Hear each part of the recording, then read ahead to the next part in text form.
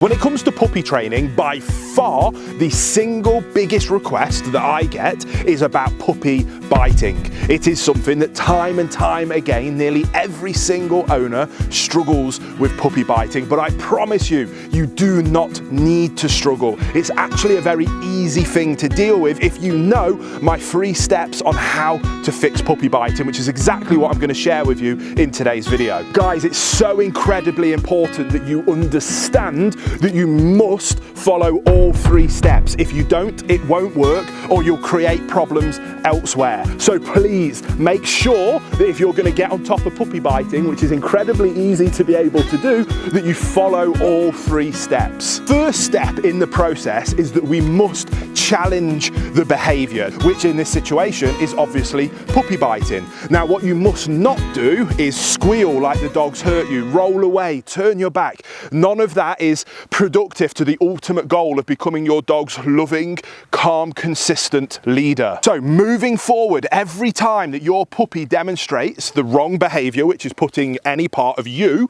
in their mouth, you must challenge that behavior. And you can do it one of 2 ways. You can use an active correction, which you can use something like a slip lead, and it's just a minor little bit of pressure. Or you can use a passive correction, where you would hold your dog's collar nice and firm until they calm down and relax. But either way, you have to help the dog understand that they've done something wrong. And the way we do that is, whilst correcting and challenging the behavior, we use a verbal correction. But we only use this verbal correction when we're challenging the behavior. So what that might look like, if we're using something like a slip lead, is as we provide a little bit of pressure, we might use an ah-ah noise. So it might be ah-ah, or a no, no, or a ch noise, ch.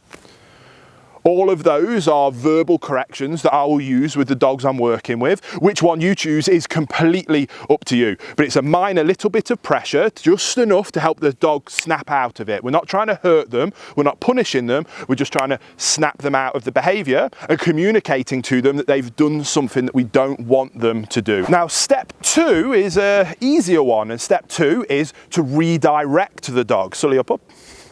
Yeah, good boy.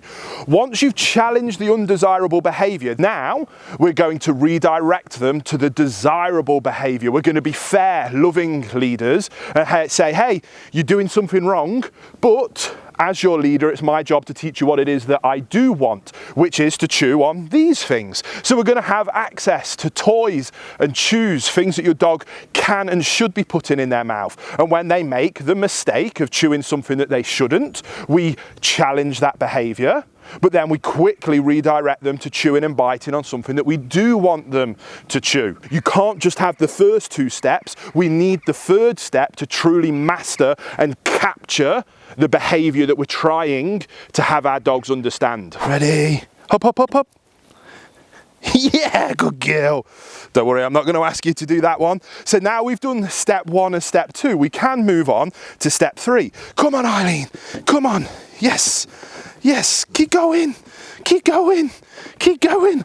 Oh, you're such a clever girl. And that is this. It's rewarding the desirable behavior. For big old Eileen here, getting up on this challenging obstacle is really difficult. So when she does it well, I'm going to praise her and tell her how amazing she is and what a good job she's done. That's reinforcement. It's rewarding the desirable behavior. Now we reward that desirable behavior so that that desirable behavior is captured and it's clear to the dog that that's what we want, that's what we love.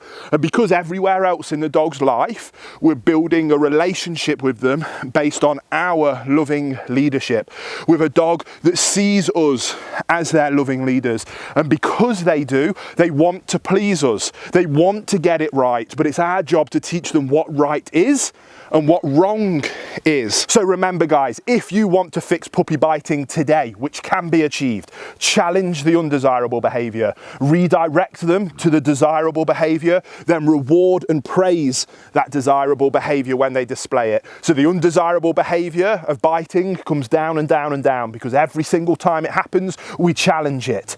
Then when the desirable behavior happens, because we've redirected them to it or they're just making better decisions, we reward it. So that behavior happens more and more and more. And we go from a dog that's biting all the time and never chewing what we want to a dog that never bites and only chews the things that we do want. And that is how you have perfect canine companions.